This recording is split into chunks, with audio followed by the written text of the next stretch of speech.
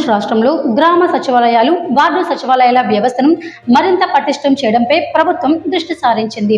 ప్రజలకు ప్రభుత్వ సేవలు మరింత వేగంగా, సమర్థవంతంగా అందించాలనే లక్ష్యంతో సచివాలయాల పనితీరును కీలక మార్పులు చేపట్టేందుకు సిద్ధమైంది. ఇందులో భాగంగా గ్రామ, వార్డు సచివాలయాల్లో కొత్తగా 3 అంచెల పర్యవేక్షణ వ్యవస్థను అమలు చేయాలని నిర్ణయించింది. ఈ విధానానికి సంబంధించి ఇప్పటికే అవసరమైన నియామక ప్రక్రియ ప్రారంభమైందని అధికారులు వెల్లడిస్తున్నారు.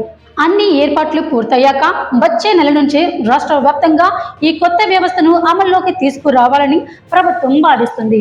ప్రస్తుతం గ్రామ, వార్డు సచివాలయాల్లో పనిచేస్తున్న సిబ్బందిలో జవాబుదారీతనం పెంచడం, పనితీరును మరింత మెరుగుపరచడం ఈ మార్పుల ప్రధాన ఉద్దేశంగా ప్రభుత్వం పేర్కొంటుంది.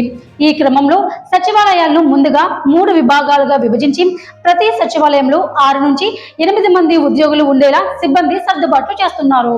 అనంతరం వీరి పనితీరును పర్యవేక్షించేందుకు మండల, మున్సిపల్, జిల్లా స్థాయిలో ఉన్నత అధికారులను 3 అంచెల్లో నియమించనున్నారు.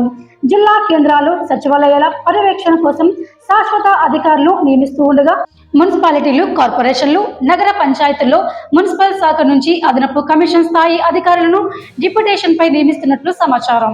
అలాగే మండల స్థాయిలో గ్రామ సచివాలయాల పర్యవేక్షణ బాధ్యతలను డిప్యూటీ ఎంపీడీఓలకు అప్పగించనున్నారు. ఈ అధికారుల సర్దుబాట్ల ప్రక్రియను పంచాయతీ రాజ్ శాఖ పర్యవేక్షిస్తుంది.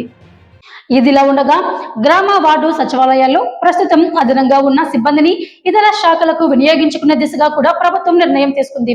ఇందులో భాగంగా అదనపు సిబ్బందిని దేవాదాయ శాఖకు కేటాయించి అక్కడ గ్రేడ్ 3 ఈఓలుగా పోస్టింగ్ ఇవ్వనున్నట్లు అధికారులు తెలిపారు.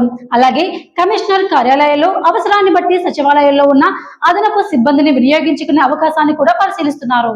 ఈ మొత్తం వ్యవస్థ మార్పుల ద్వారా సచివాలయాల పనితీరులో సమర్థత పెరుగుతుందని, ప్రజలకు ప్రభుత్వ సేవలు మరింత నాణ్యంగా, సమయానికి అందుతాయని ప్రభుత్వం ఆశాభావం వ్యక్తం చేస్తుంది.